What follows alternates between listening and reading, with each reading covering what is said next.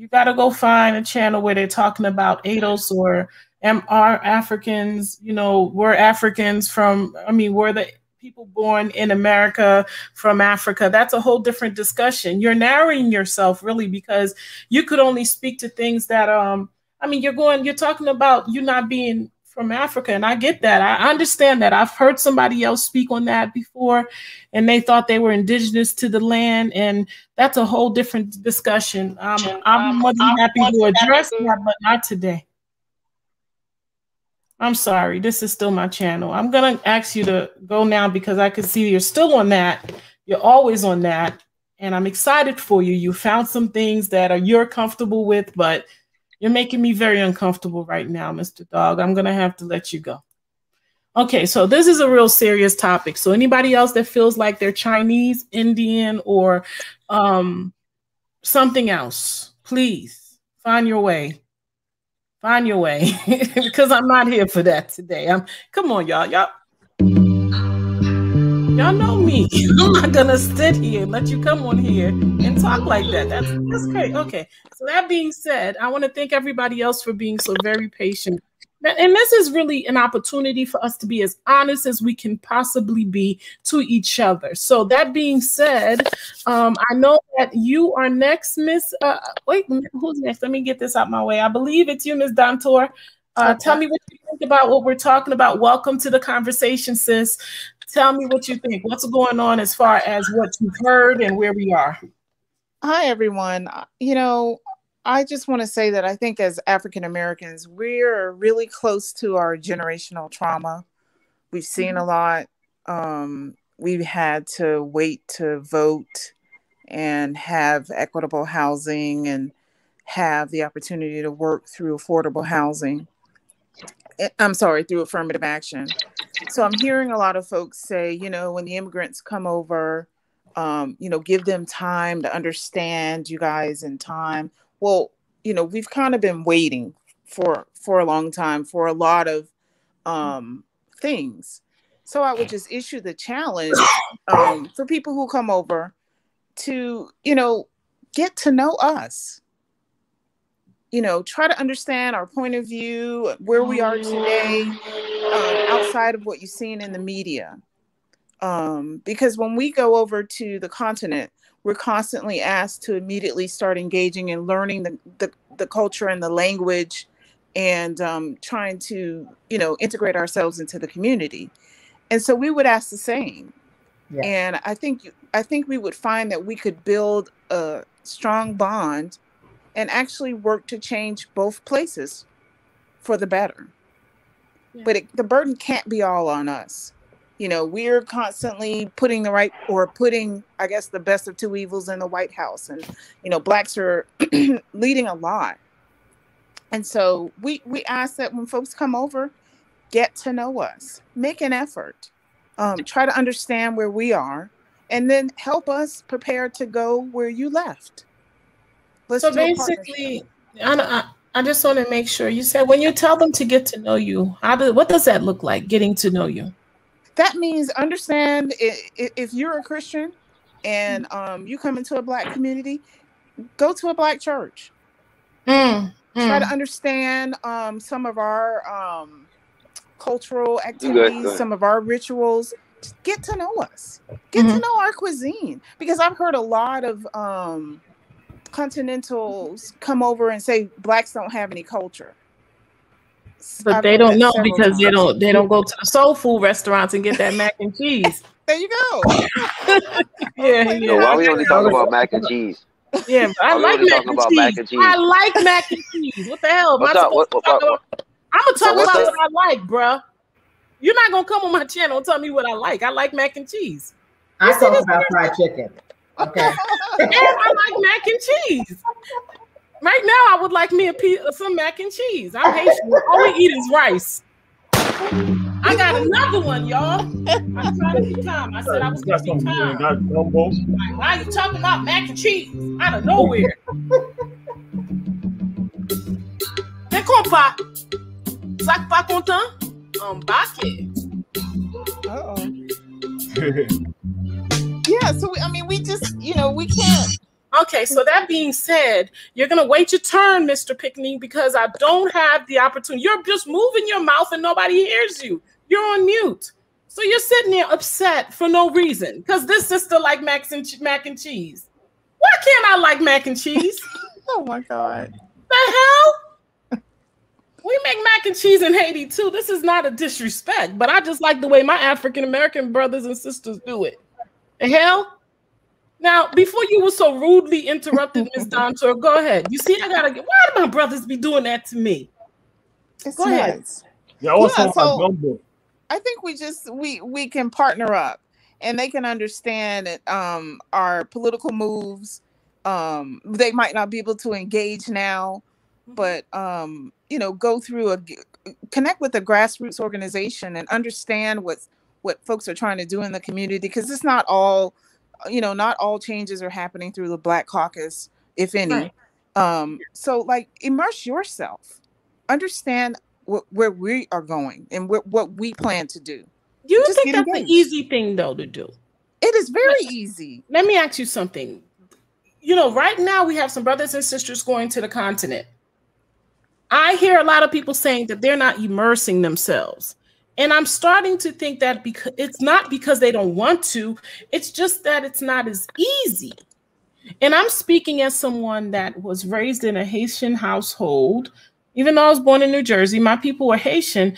It's not like you have this thing where it's like this thing where you could just, you say go to an American church, but it's not that way. You tend to want to find people that speak the same language as you, and you want to, and it's not like you're trying to not go to a church. It's just that you're trying to get other things done. So you're trying to, you've left everything you've known. So sometimes it's not even personal. It's more so, this is all I know. And so this is what I'm used to. It's just like I was talking to my sister. She just moved to the Gambia permanently.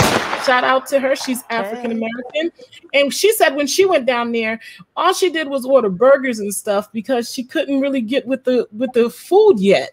It takes time. Now, I think that happened, but even though it happened, things were still being held from what it was, because I know I'm first generation African American Haitian, and I definitely connected with my brothers and sisters on, African American brothers and sisters.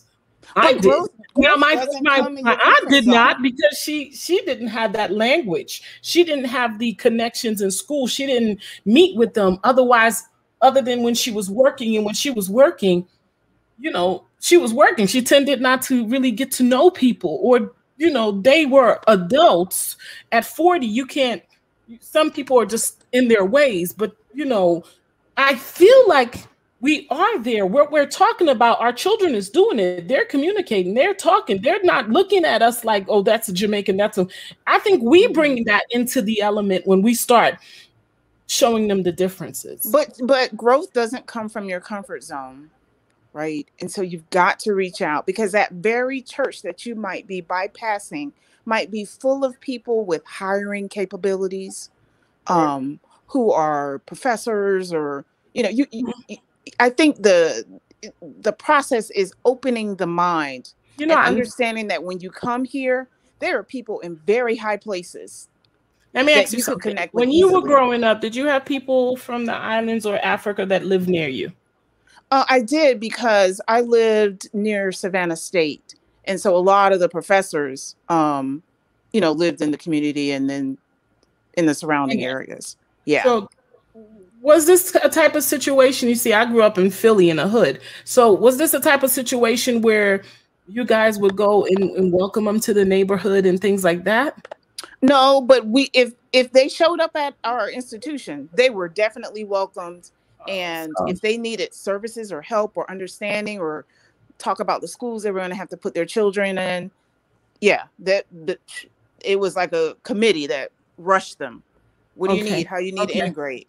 Yes. And that's great. I don't even know, because, growing up in North Philly, you didn't do that, because it was a whole different time too. So I get what you're saying, and I agree. I do believe that there's got to be an exchange. I don't know what that looks like. I feel like, to be honest with you, like I was telling somebody the other day, people are going in and out in Africa. It would be nice if we had, committees set up where people would be, brought into the system and taught and showed what to do. But that's not happening. And I'm sure that would have been very welcoming to our brothers and sisters coming from the continent too. Yeah. But that wasn't happening here as well. But it's just a lot of burden on it seems like a lot of burden on African Americans to now when you talk about burden, like break down, give me like 3. Well, I heard someone so I just want 3. I heard someone say be patient. The people are coming over and they might not have their papers and they they might be trying to feel their way through, and be patient with them. Well, you don't think that's legitimate? I do, but the opportunity to integrate could be through a community organization who's not going to give you up, who's not going to, care about your paper status or anything like that. But do you feel that that's a burden, that they're uncomfortable with the idea of trusting someone to let them know that they don't have paperwork? I'm saying the burden is us being patient and, understanding that they might come and look down on us because they don't know, because of what the media showed them. So that's the burden I'm saying. For us to I don't think anybody looking down on anybody. That's a whole different thing right there. I mean, paperwork, burden, looking down on somebody. If you don't have paperwork, you might feel uncomfortable and you may not get close to people because you may not trust that they won't snitch you out.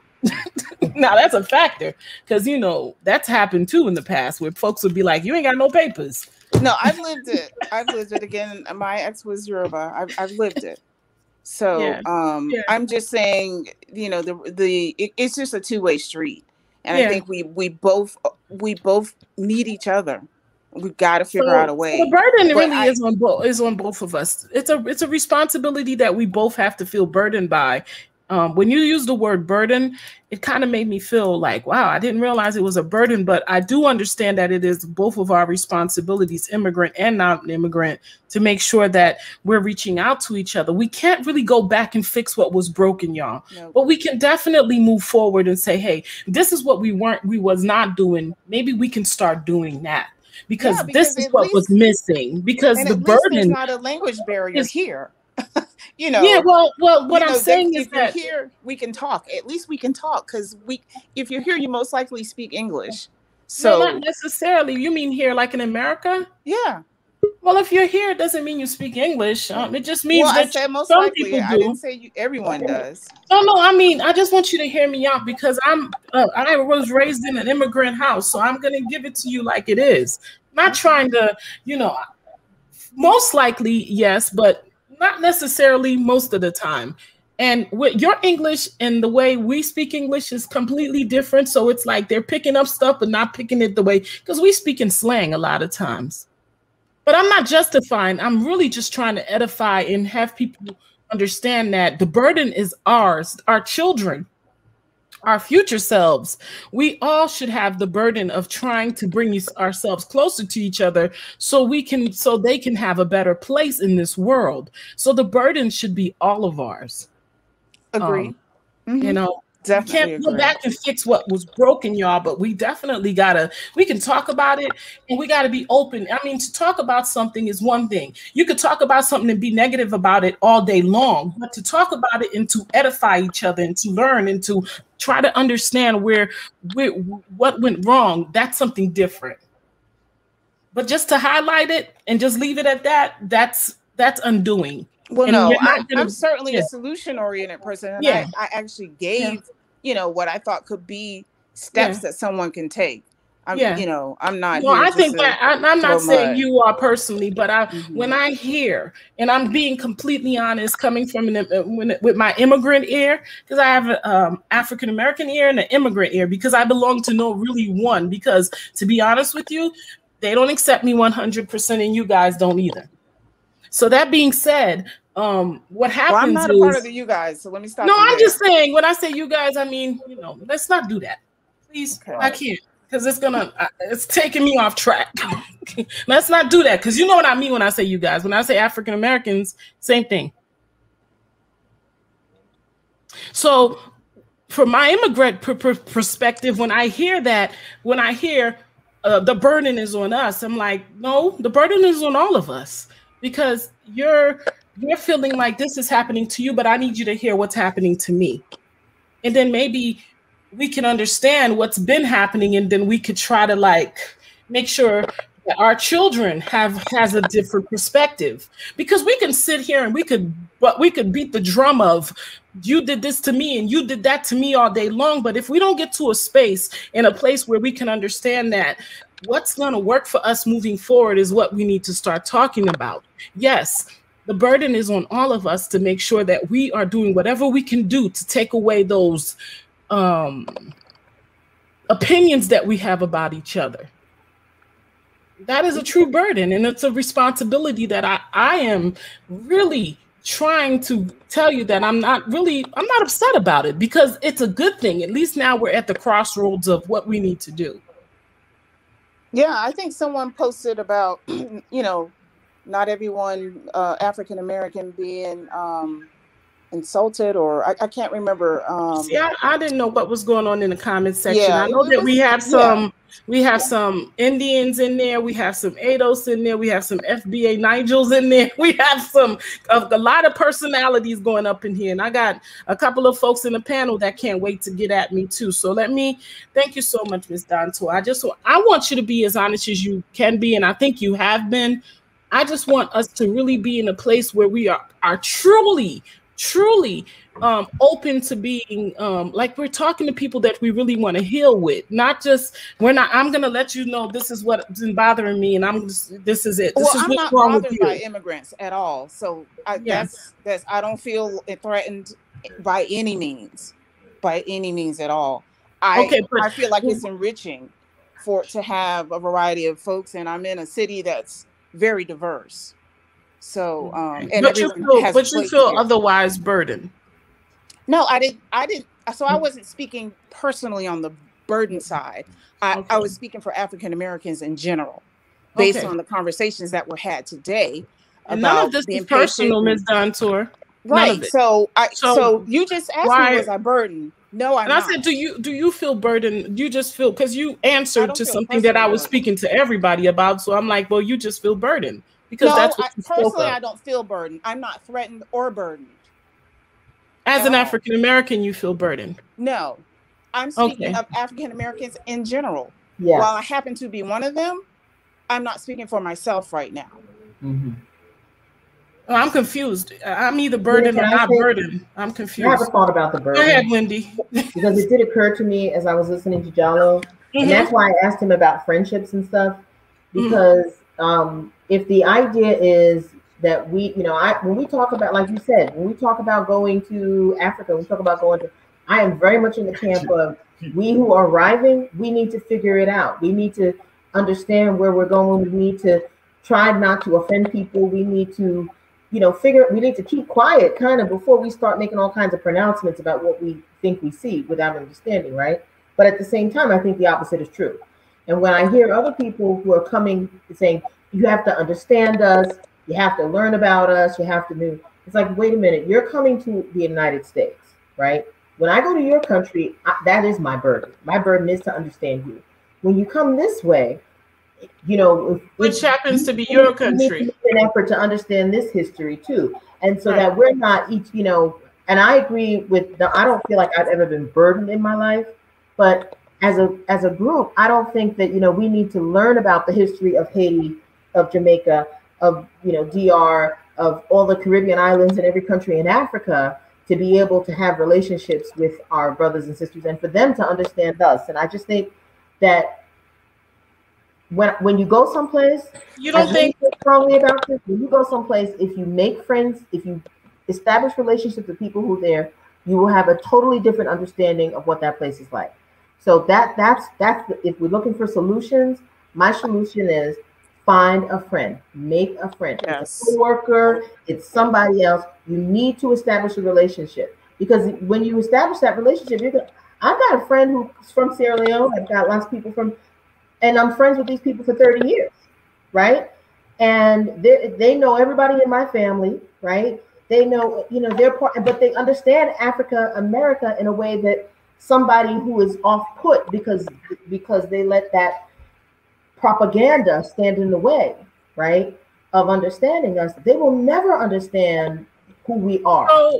So I think we're saying the same thing. I'm saying that just like you're saying they should find a friend, I think we should be their friends. That's all I'm saying. I'm saying the burden is on all of us.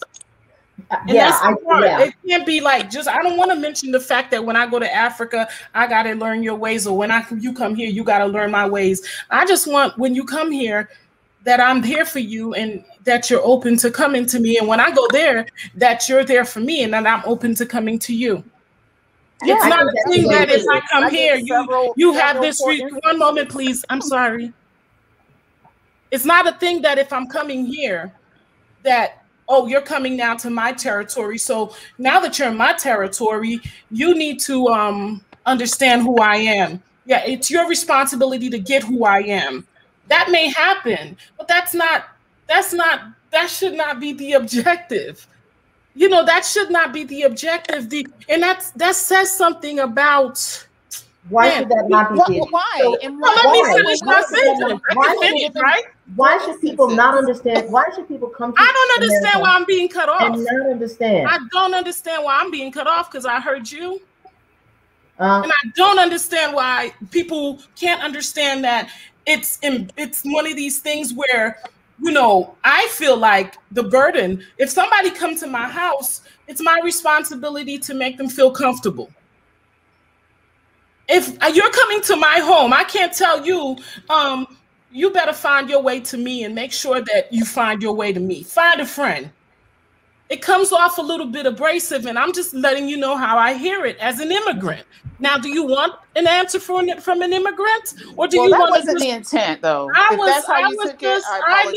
don't talk while other people are talking because I'm not listening to you. I'm just straight up about it. Like, it's not okay for you to talk over or under. Let me speak like you spoke, and then I can answer. I'm being an immigrant right off. Well, if you're not happy with this conversation, then do what you got to do. But you're not going to sit here and disrespect me on my panel. You know what? You're taking it way too personal. Yes, I am, because I do not let people talk to me any kind of way, especially when you're okay with, you can sit and say whatever you want to say. Now, we're going to get to the damn truth of it. The damn truth of it is, I don't feel like it's okay to make people feel like they have to be like, oh, we're here. Let me bow down and beg. Because this is how I'm starting to feel when you say the burden should be on us. The burden should be on all of us. You don't like that statement? I don't know what to tell you. But people that get upset with that makes me think that you want me to be in a place of begging. And that's not okay for an immigrant. Nobody makes friends by begging. Okay, nobody's asking anybody to beg. No, seriously. I'm going to finish my statement and you can get up, or I will kick you off. I'm like that. I will. So if you want to be respectful, we can do that. But if not, we could do something else. There's other channels people could go to. Immigrants have to have a right to speak right here, right? Because you see, I see what's happening. Once an immigrant speaks and they say how they feel, then people don't really hear them. They're just saying, well, we need you to come and learn about us and know who we are. Yes, that's true. But guess what? It's not the most important thing that needs to happen. What needs to happen is the connection needs to happen. And that connection is going to happen when you welcome me and you make me feel like, okay, yes, you are welcome. And yes, I'm your brother. And these are the things that need. I come to your house. I'm supposed to sit outside and just try to understand what's going on behind the walls. No, include me. Invite me in. People are acting like people are just coming in and just being all these almighty people. No. Sometimes African Americans were not that welcoming to immigrants. And I can understand why you were not that welcoming. You know why you were not that welcoming? Because, God damn it, you planted the seeds, the tree's grown, and everybody else is having it, and they're disrespecting you all over the media. People are looking down at y'all. People don't even understand that what your parents and ancestors had to go through in this country. I get that part. What I don't get is, I understand that this person did it to you, but why are you making me feel like now I have to tap dance to get your love? As my brother, as my sister, the first thing that needs to happen is we need to get to know each other.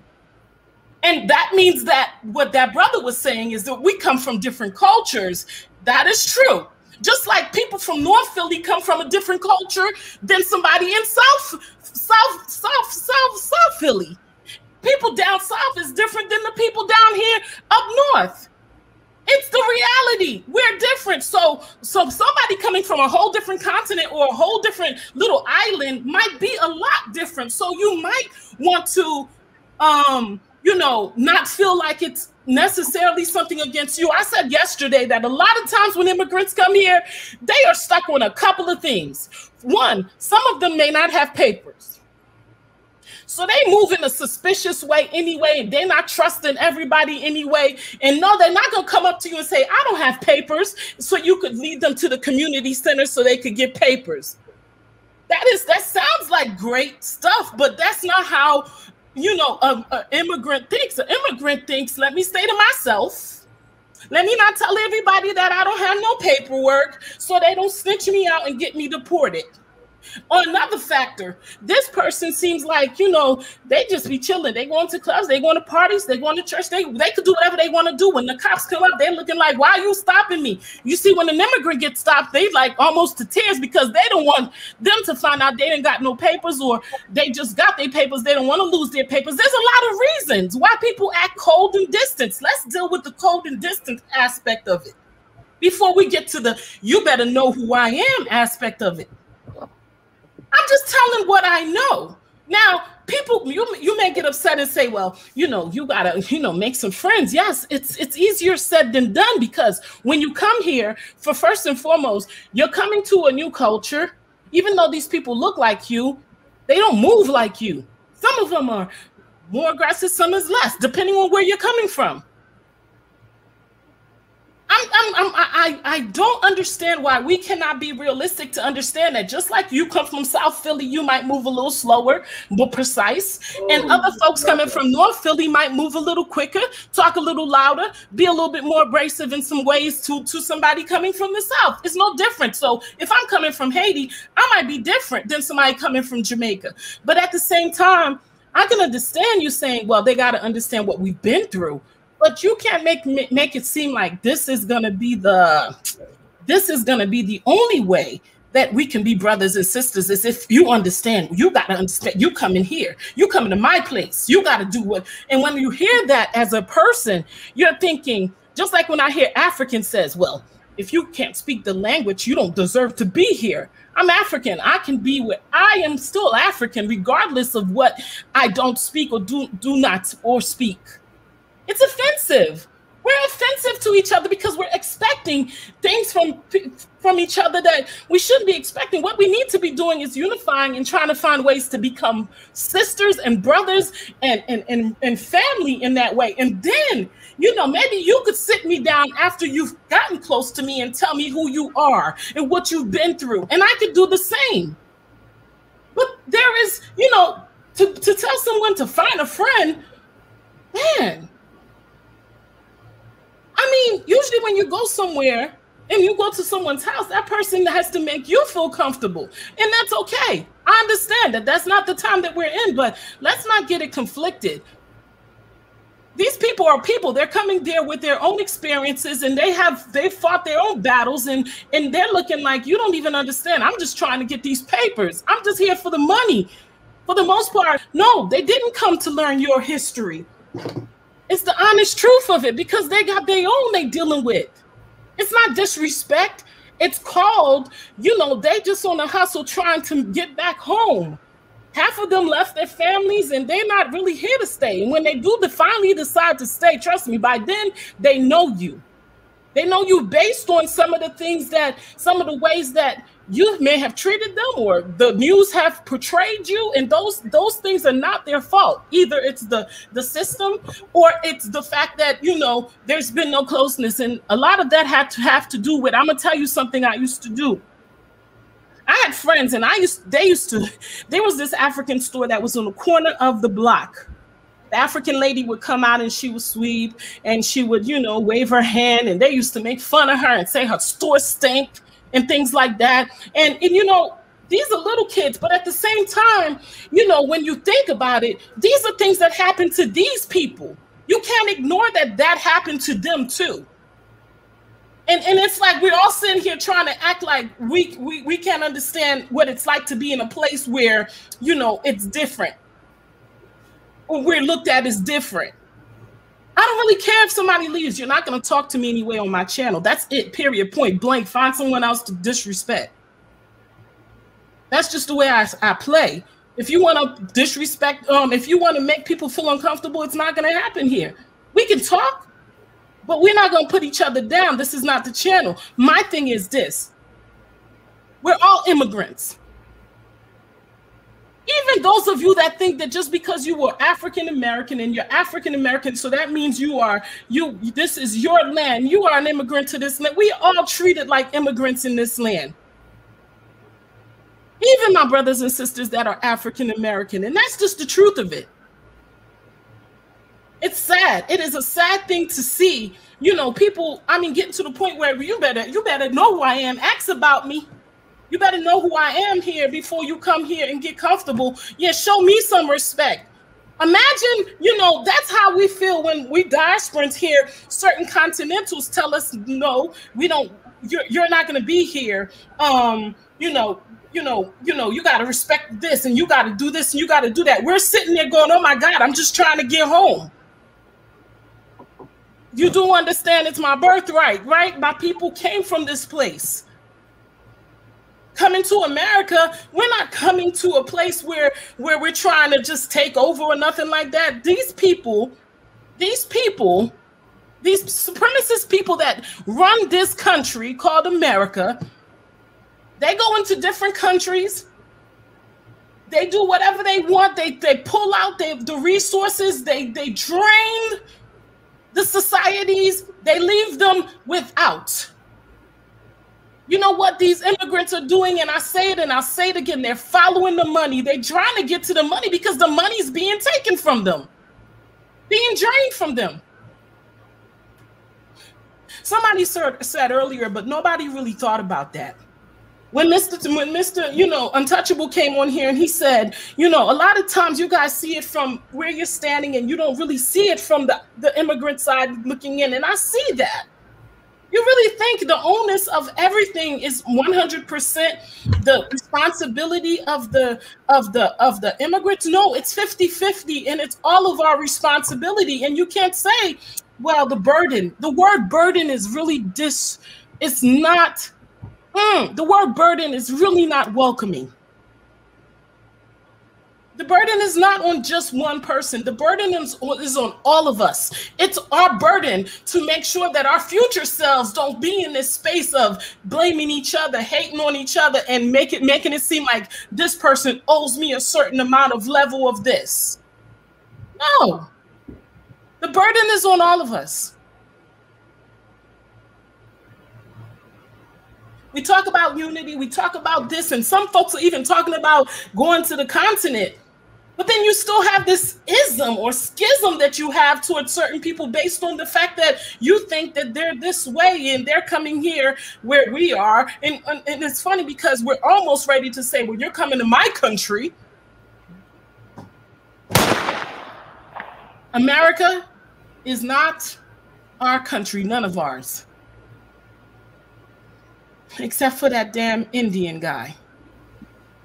It's not.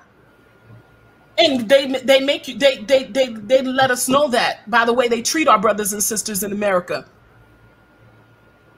I don't know what it's going to take for them to realize that it's not their country. I don't know, because if you're sitting here and you're saying, oh, the reason that you get to be here is because of me, and take onus of that. That is insulting itself, because to be honest with you, you can't always make me feel like I have to be like, oh, thank you because of you. I've said it many times on this channel. I play videotapes. I've said it many times, but if this is where we are still at, we're never going to get anywhere, because to be honest with you, we've all fought many fights to get us to this point. Imagine if Haitians was getting up every day saying, y'all better thank us for that revolution. If it wasn't for that, y'all all you're hearing it. I promise you, I could go to many channels and I'm hearing the same thing about if it wasn't for the African Americans. And you know what? That's true. But at the same time, understand that you're talking to brothers and sisters. So you don't have to speak. You could say that to the Arab. You could say that to the Mexicans. Please say that to the Chinese. Say that to them. But when you speak of me, you're talking about yourself. We were on those ships together. Some of us were separated. Mom taken to Haiti, daughter taken to Jamaica, other daughter taken to America. That's how they split us apart. We're talking about a special situation here. And we're only minimizing ourselves in this space that they put us, and then we're claiming it, and then we're sitting there asking respect for it. Yo,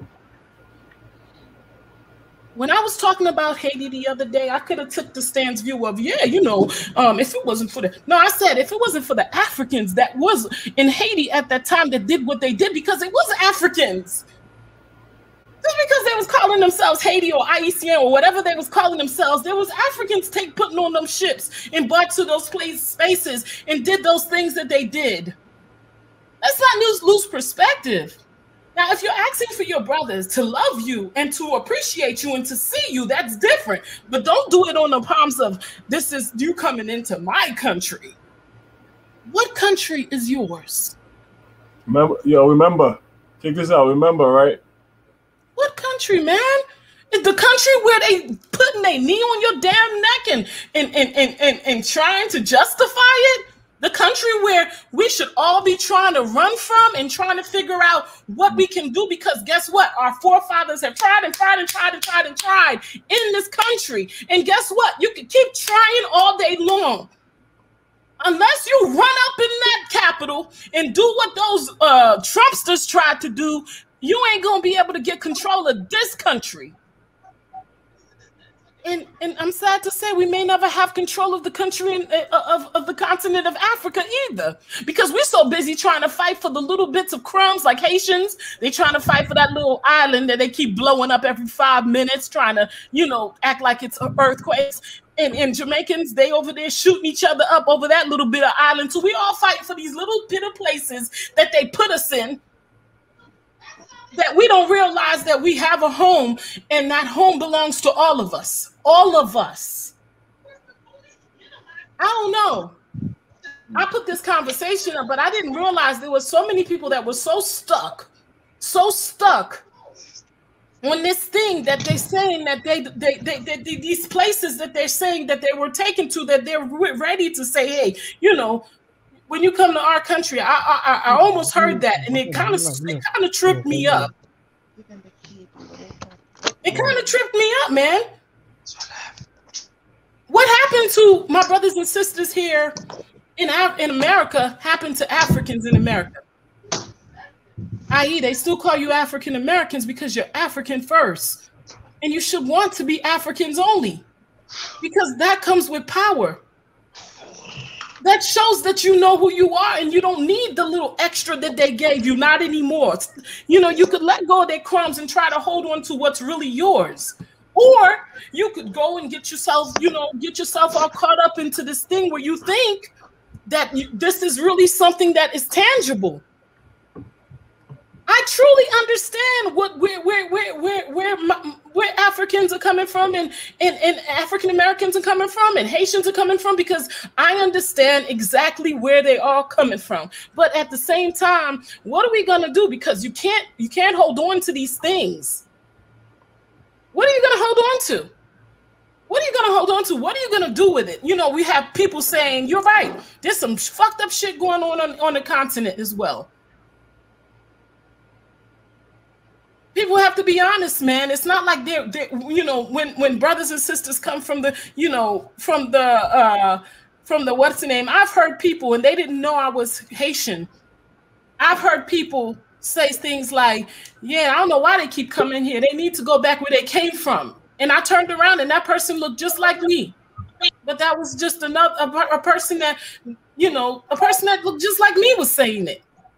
Oh, I'm tired of them people coming here. They're not us. They're nothing like us. I've heard it too. There's some negatives on both sides. And I've heard some Africans and Haitians and Jamaicans, and everybody has their prejudice. It's all that. FBA Niger, get your ass out my channel. I thought I banned you. Talking about some wind is long. Get your ass out of here. This is a very serious factor because guess what? We're talking about what's going to happen to us, and folks are still sitting here trying to hold on to what our ancestors did. What are we going to do? I mean, yes, my forefathers, the Haitians, they blew it up. My brothers and sisters in America, their ancestors blew it up. You know, we had some Africans on the continent that blew it up, but what are we going to do? Because if we don't do something, and it can't be the same thing, we can't just be sitting here talking about, you know, doing it individually anymore. That didn't work over and over and over and over again. So maybe doing it uniformly is the answer. Maybe becoming maybe that's the answer. You know what? I have a clip because I need to stop talking right now because I want to say something. If you come on this panel, please don't come on here disrespecting me because I don't try to disrespect people. I'm basically here for a reason. I set up this channel. I get to talk. If you want to go and set up a channel where you could talk, you could talk. But when I start talking, show me some respect because I try to give people that respect. But when folks start over-talking me and under-talking me and saying little smart remarks, you're playing yourself because I'm not nice. I keep telling people I am good, but I am not nice. I will disrespect you just like you disrespect me. No hard feelings. Now let's listen to somebody that came here before us. If you want to leave, leave. Drama. Down the hatch. And I'll say it's just about feeding time. See, if I'm the captain of the ship, I will come and look down the hatch. And I'll say, it's just about feeding time, but we don't have enough food because I'm going to see to it it's not enough food. But we got about 40 of them down there. So I'm going to throw just enough food down there for 20. That's how they do it. That's how they do it all over where we are. Georgia Avenue, wherever you find black people. That's how they do it. They hand out the goodies, but it ain't enough. And what's going to happen when you throw enough food for 20 people in the whole of a ship where it's 40 people? You got a good fight going, right? That's why black people can't stand each other. Over a period of years, we spend all our time fighting each other for whatever is thrown down that hatch. And Massa up there on the deck is just cracking his sides. Look out!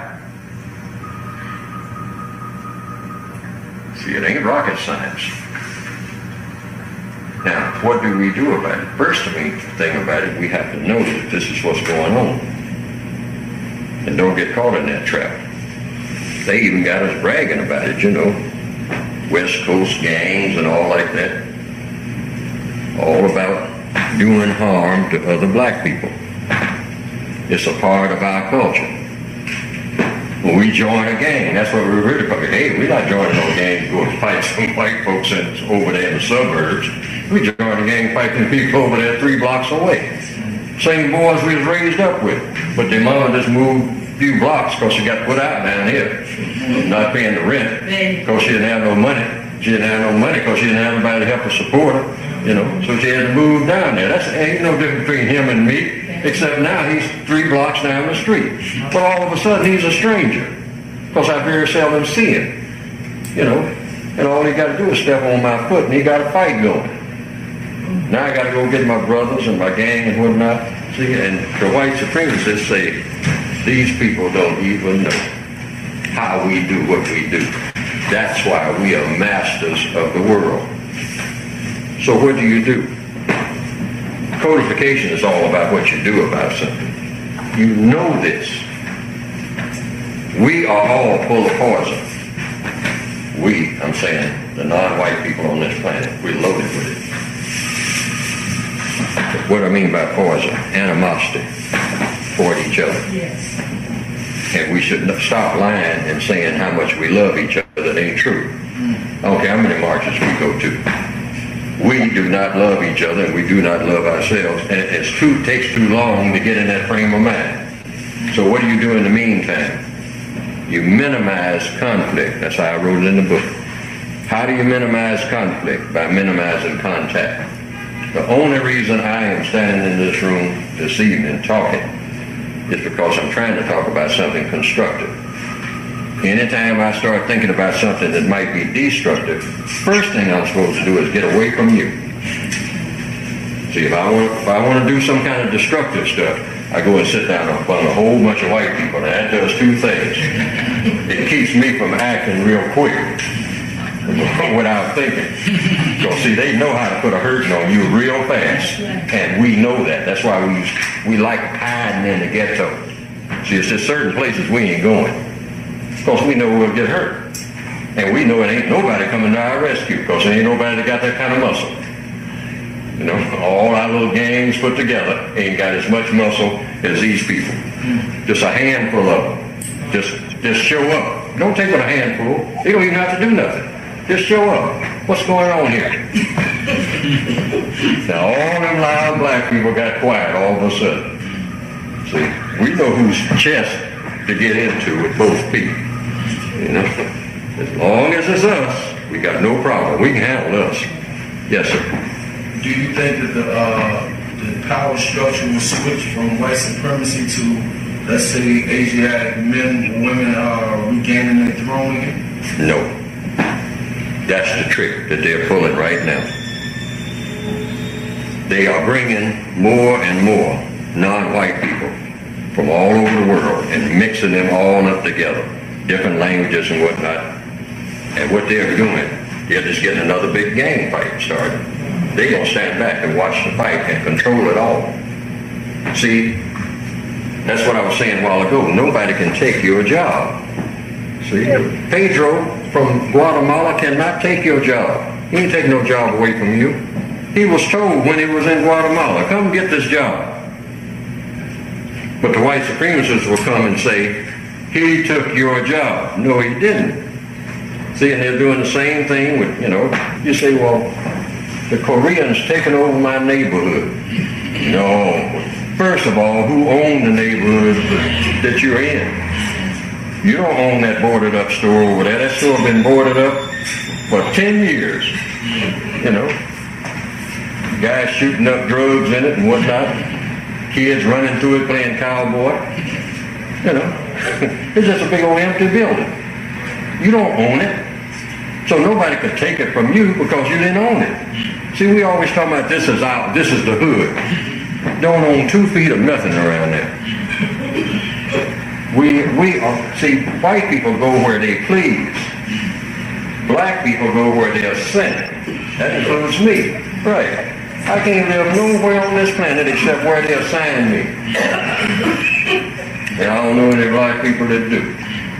You just go and, you know, hey, this looks like a pretty nice place, and just start taking the boards off the place. I'm going to set up a store in here. No, you're going to talk to somebody, and that somebody going to be white. Right. Sooner or later, I mean, a white guy's going to come up here, hey, buddy, what are you doing in my place? You know?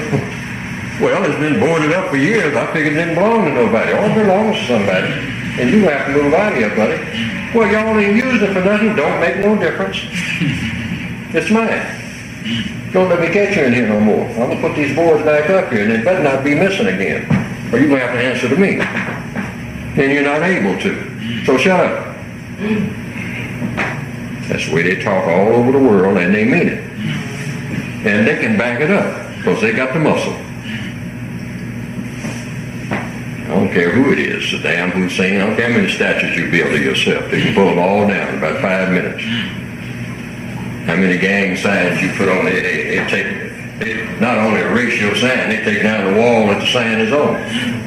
And then if you don't like it, take you. Give you 50 years in the lockup being a little girl with your masculine self. Okay? In their lockup. Oh, you talking about the greatest power on this earth. And we know it, but we like to pretend that we don't.